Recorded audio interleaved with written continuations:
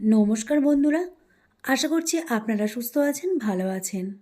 নতুন স্বাদের রান্নাবান্নাতে আপনাদের সবাইকে স্বাগত জানিয়ে আজকের রেসিপি শুরু করছি। এখানে আমি একটা পেঁপেকে গ্রেট করে নিয়েছি, তারপরে কড়াইয়ে কিছু পরিমাণ তেল দিয়ে দিলাম, একটা তেজপাতা, একটা শুকনো লঙ্কা আর কিছু পরিমাণ সর্ষে দিয়ে দিলাম। এটাকে ভালো করে ভেজে নিয়ে তারপরে গ্রেট করা পেঁপেটা ঢেলে দিলাম।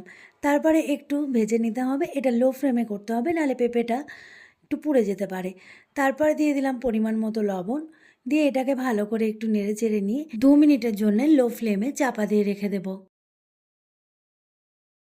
2 মিনিট হয়ে গেছে, চাপা তুলে নিয়ে আবার একটু নেড়ে চেড়ে দিলাম। তারপরে এর মধ্যে দিয়ে দেব পরিমাণ মতো জল।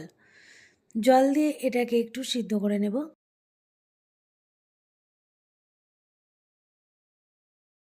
এবার গ্যাসের চুলাটাকে হাই ফ্লেমে দিয়ে দিতে হবে, দিয়ে ভালো করে ফুটিয়ে নিতে হবে। তারপর একটা ছোটো সাইজের লেবুর রস দিয়ে দিলাম কাজু কিশমিশ। তারপর নেড়ে চেড়ে নিয়ে দিয়ে দেবো স্বাদ মতো চিনি। তোমরা যে যেমন মিষ্টি খেতে চাও সেই স্বাদ অনুসারে চিনি দিতে পারো।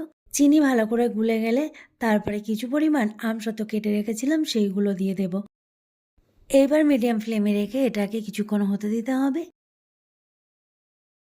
কিছুক্ষণ হলে পারেই ব্যাস তৈরি হয়ে গেল আমসত্ত্ব আর পেঁপে দিয়ে মিষ্টি চাটনি। তাহলে বন্ধুরা, আপনারাও বাড়িতে এই আমসত্ত্ব আর পেঁপে দিয়ে মিষ্টি চাটনি বানিয়ে খান। আশা করছি অবশ্যই ভালো লাগবে। ভিডিওটা যদি ভালো লাগে তাহলে একটা লাইক করবেন আর আমার পাশে থাকবেন। আর এই রকম নতুন নতুন রেসিপির ভিডিও পেতে গেলে আমার চ্যানেলটাকে সাবস্ক্রাইব করুন। আবার ফিরে আসবো নতুন কোনো রেসিপির ভিডিও নিয়ে। ততক্ষণ সুস্থ থাকুন, ভালো থাকুন।